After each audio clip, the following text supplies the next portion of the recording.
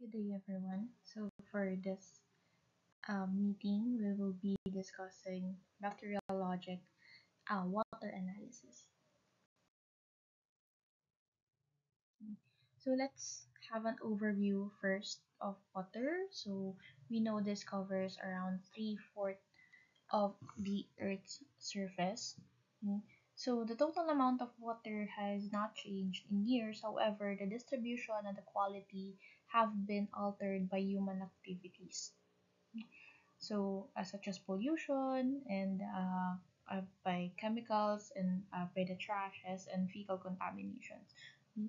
So water is an important commodity of man. So we use it for drinking, for bathing, for food preparations, and then it could also be a potential carrier of diseases because it can be contaminated by bacteriologic and toxic elements. So water contamination could be directly or in so for example sewage because of sewage, human and animal wastes. Mm. So this carry most of the waterborne diseases coming from the human and animal waste. Mm. So also improper handling and storage ng water can also cause contamination, fecal contaminations. Mm.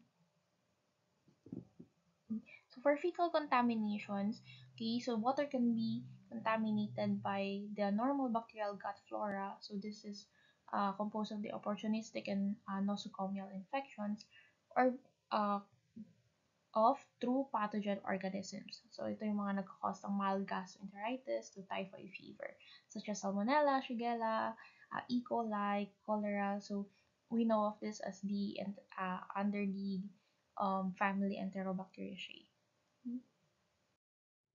So, aside from that, we also have those that are naturally present in the environment, such as the Pseudomonas, the Flebobacterium, the Acinetobacter. So, this does not cause diseases. However, when found in excess, it can cause opportunistic infections, most especially in immunocompromised individuals, okay, such as yung mga children and very old individuals, or kaya naman yung meron ng chronic diseases.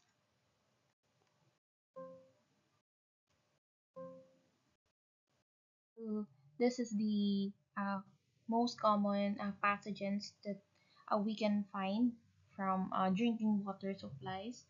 So we have Aeromonas hydrophila. So this is a free-living pathogen. So this is sometimes associated with gastroenteritis, cellulitis, and other diseases. So we have Campylobacter. We can find this in bird and animal reservoirs. So this is a can cause a diarrhea, common in poultries. Helicobacter pylori, this is free living as well, can cause type B gastritis, peptic ulcers, and gastric adenocarcinomas. And we have Legionella pneumophila. This is a free living and associated with protozoas. This is found usually in cooling waters, evaporators, condensers, showers, and other water sources. So we have Leptospira. Okay? So this is from infected animals. Okay? It can cause hemorrhagic effects, jaundice. We have Mycobacteria. Okay? Pseudomonas aeruginosa, free-living, causes swimmer's ear and related infections. Salmonella enteriditis, leaf from the animal intestinal tracts. This is common in many bodies of water. Vibrio cholera, free-living, also found in many bodies of waters.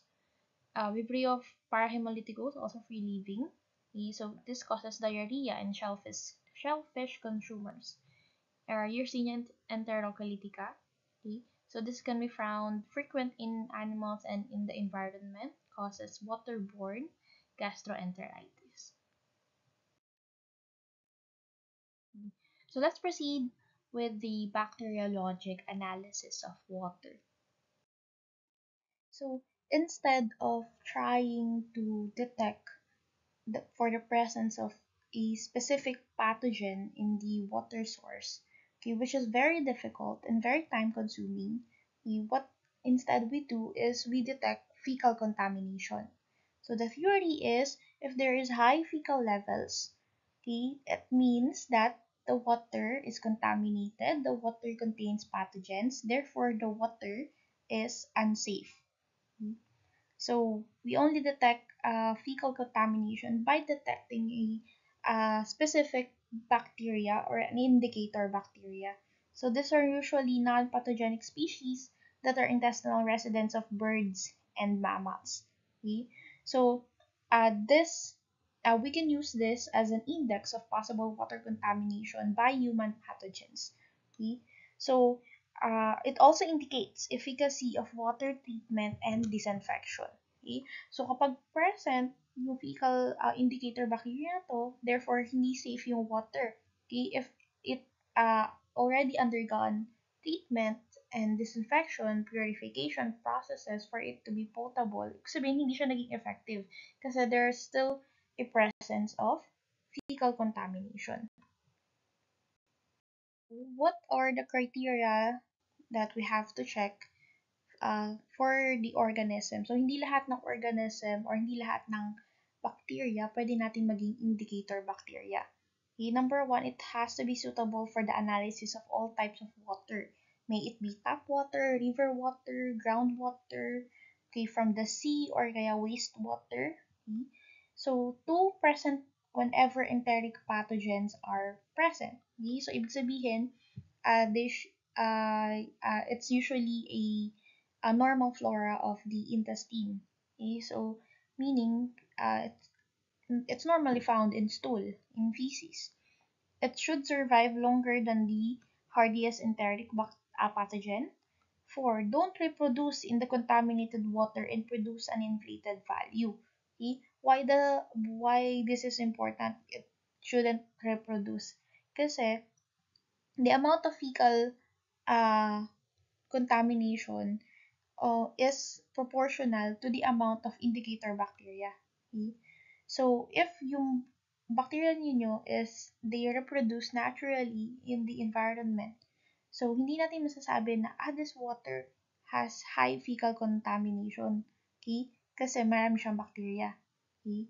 Hindi mo masasabi yun kasi the bacteria naturally reproduces in that environment. So, it should not reproduce para maging true na the amount of fecal contamination is proportional to the amount of indicator bacteria present.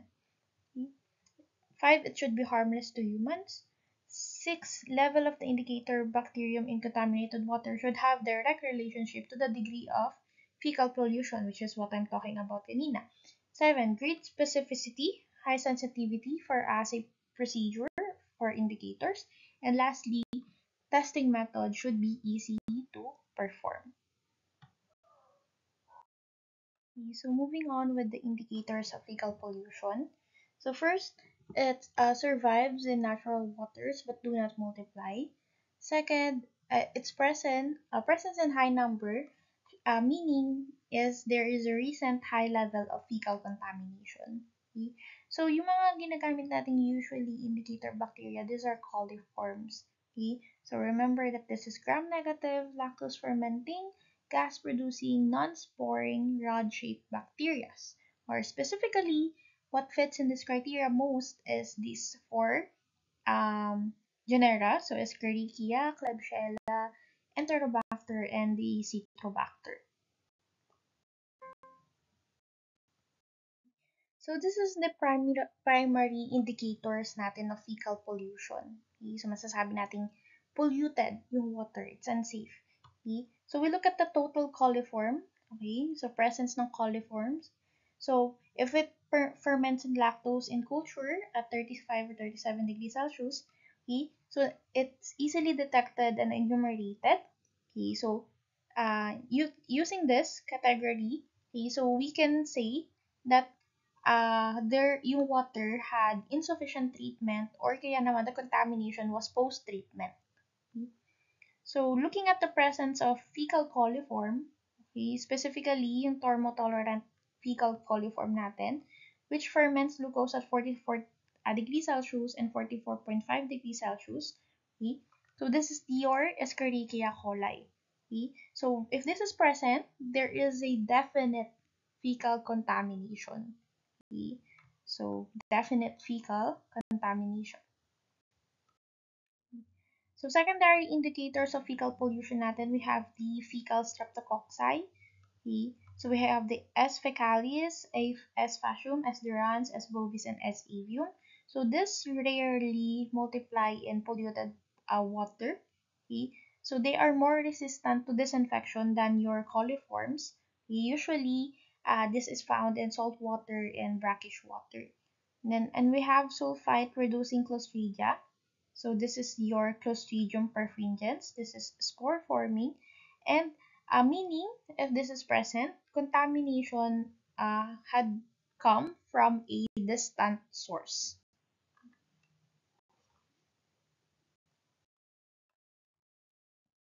Okay? So proceed tayo sa methods of detecting fecal contaminations. Okay. So first we have the multiple tube fermentation test. Okay. So in this part or in this method, there is three parts: the presumptive, the confirmed, and the completed.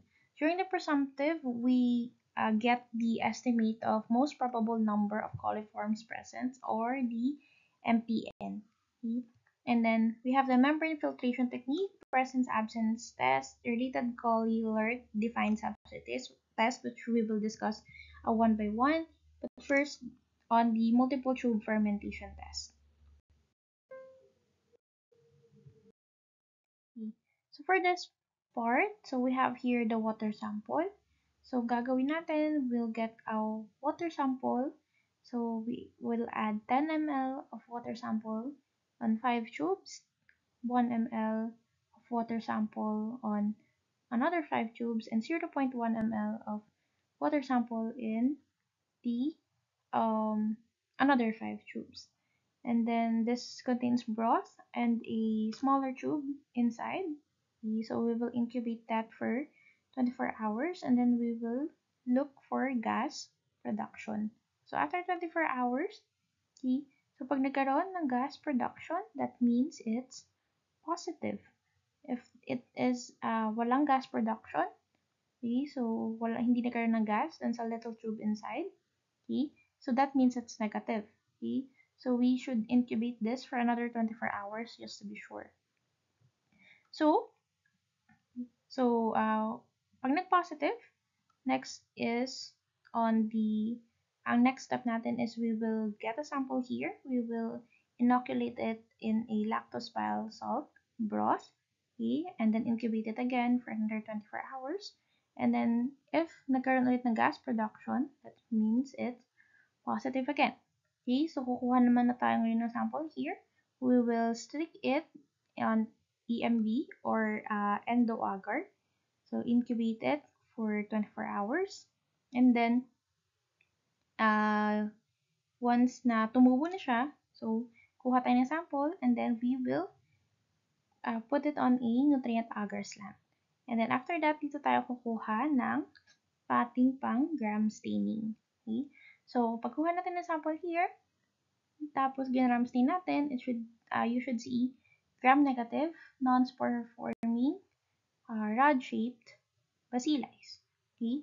So, that's most probably Escherichia coli. So, in this case, we have confirmed the presence of fecal contamination, okay, in that water sample. So what are the disadvantage of multiple tube fermentation test? Okay? So, ang unang-una, it requires several days to complete as we have discussed sa procedure. So, it will take 24 hours for the presumptive muna, another 24 hours for the confirmation stage, and another 24 for the complete stage. So, matagal siya na procedure. Okay?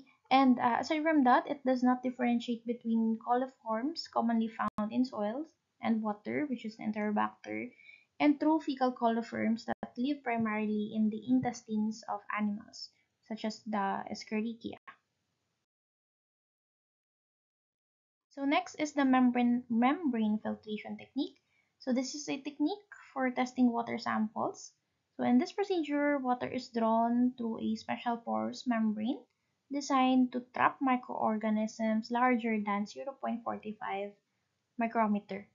Okay, so after the filter is applied to the surface of the endoagar and incubated for 24 hours. Okay, so after 24 hours, we will see a growth of the colonies if present yung microorganisms larger than 0.45 micrometer. Okay, so this is an example of the result. Okay, using the membrane filtration technique. So, when using this technique, so advantage niya is good reproducibility. Okay, so this is a single step. Okay, so filters can be transferred between different media. So large volumes can be processed to increase assay sensitivity. So it's time saving. Okay. So ability to complete filtrations on site. So mas convenient din siya and lower total cost as well. Okay.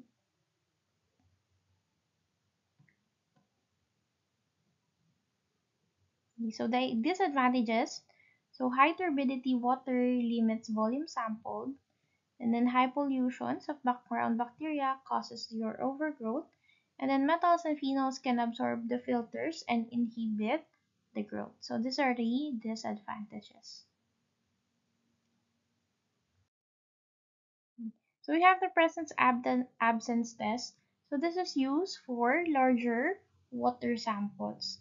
So ang assumption natin dito, no coliforms should be present in 100 ml of drinking water. Okay? So positive result natin dito would be a production of acid or a yellow color. So this is qualitative only and not quantitative. Kaya nga siya presence absence lang. Okay? So kapag nag-produce ng yellow color, that means there is a presence. Okay? So presence, so that is the positive result. And then we have the related collular defined substrate test. So this tests for coliforms and E. coli. So this is a specialized medium containing only O-nitrophenyl beta-D-galactopyranoside or the ONTG and the MOG. Okay? So positive result natin here. Okay, pag nag-clear siya, uh, and then yellow at after 24 hours at 37 degrees Celsius, meaning there has been a hydrolysis of ONTG. Okay? So, so meaning there is the presence of E. coli. Okay? Pag nag-yellow at 24 hours at 35 degrees Celsius. Okay? So, another is using the MOG test. Pag nagkaroon ng presence ng fluorescence under long wavelength UV light. That's also your positive result. Okay. So this is an example. So from clear to yellow, and then kapag siya ay nagkaroon ng fluorescence under UV light. So that's the positive result.